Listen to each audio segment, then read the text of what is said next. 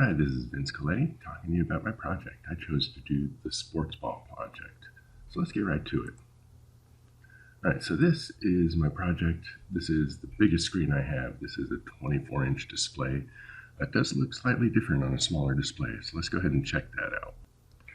And here's what it looks like on a slightly smaller 15-inch screen.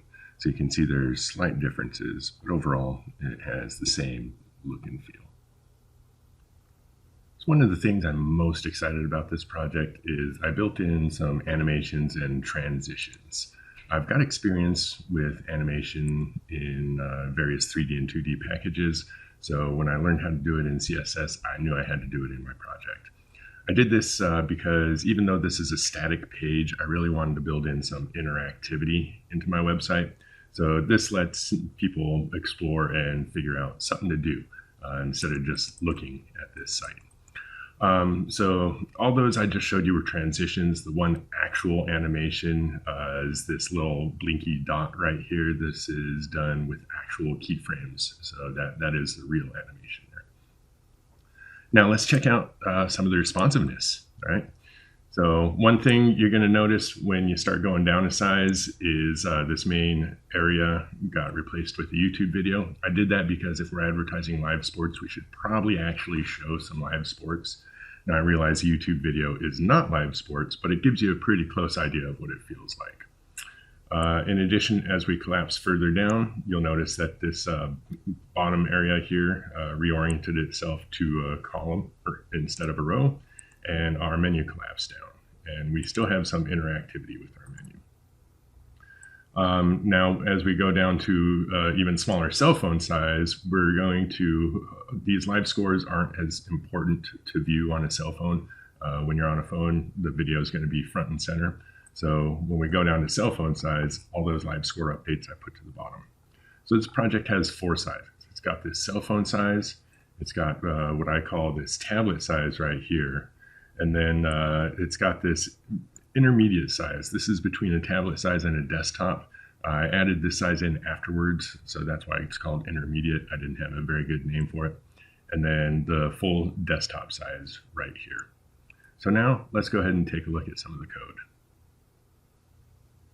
And this is what my code looks like. So the main thing to know is there's one wrapper that encompasses everything, and then from there it's split up into 4 different sections. We've got the score tracker, we've got our nav bar, we've got a content section, and the footer. Now the nav bar is the bootstrap nav bar. That's the nav bar and the 2 inputs, the text inputs, are the only actual bootstrap components I'm using for this thing. I needed it for the dropdown. So that's why I have my bootstrap style sheet up here, and I have it called to the scripts down here. In addition, you'll notice I have a lot more other style sheets. I did this because my one style sheet was getting extremely long. So I split it up into the various sizes. So we've got a global style sheet. That's just our general settings. We've got a phone screen, a tablet screen, the intermediate screen, and the desktop screen. That covers all the responsiveness, and we have an animation and transform CSS. So if I'm looking, let's say I want to look at the phone screen CSS, you'll notice that up here I have the call out. This is for screen sizes up to a maximum of 480 pixels, and then it starts off with the media query, and then it goes on into the various different subjects. I put this kind of table of contents type section in here on all my CSS.